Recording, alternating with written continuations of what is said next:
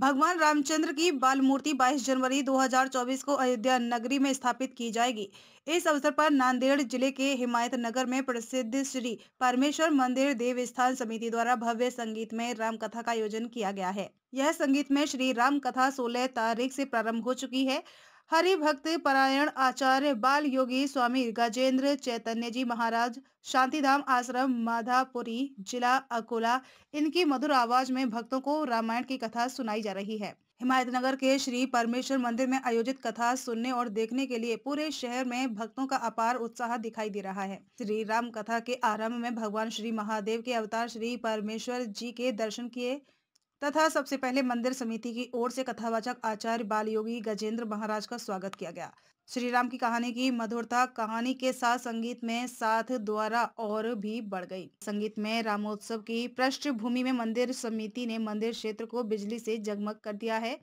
मंदिर की सुंदरता श्री राम की कथा और भक्तों की भीड़ से पता चल रही है। भव्य रामायण कथा कार्यक्रम प्रतिदिन दोपहर 1 बजे से शाम 4 बजे तक चलेगा।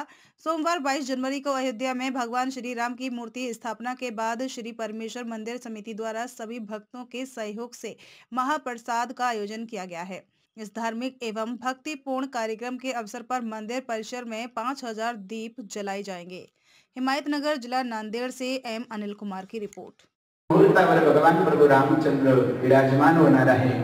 हा भारतवासियांना गर्वाची गोष्ट आहे, अभिमानाची आहे, स्वाभिमानाची आहे आणि तेच गांभीर्य या विश्वस्त कमिटीने जाणून घेतलं आणि इतका मोठा योग येतोय। मग हा योग आपण का चुकवायचा?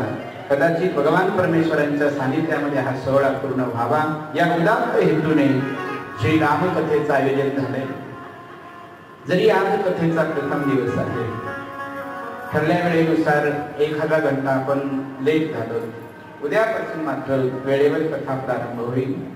गेले या राम कथेसाठी किती पुजारी गेले, या राम मंदिरासाठी कित्येक बालक अनाथ झालेले विसरता कामा नये, लक्षात घ्या। यासाठी आम्ही राम कथेत आलो पाहिजे। ही 7 दिवसाची रामकथा म्हणजे त्या कारसेवकांना श्रद्धांजली आहे। ही 7 दिवसाची रामकथा त्यामध्ये लढत असताना वा ते काम करत असताना स्वतःच्या प्राणाची बाजू लावणाऱ्या पंडितांसाठी आहे ही रामकथा।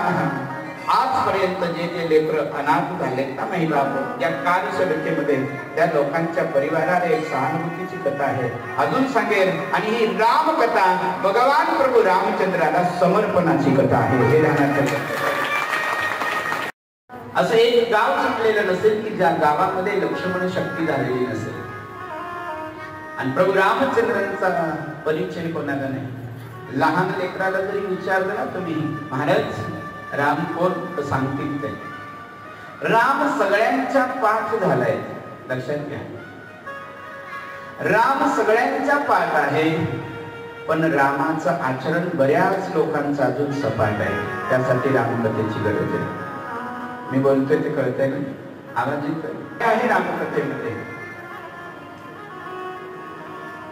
आमच्या संतांनी पूर्वजांनी झाडाची पानं खाऊन खाऊन या ग्रंथाची निर्मिती केली।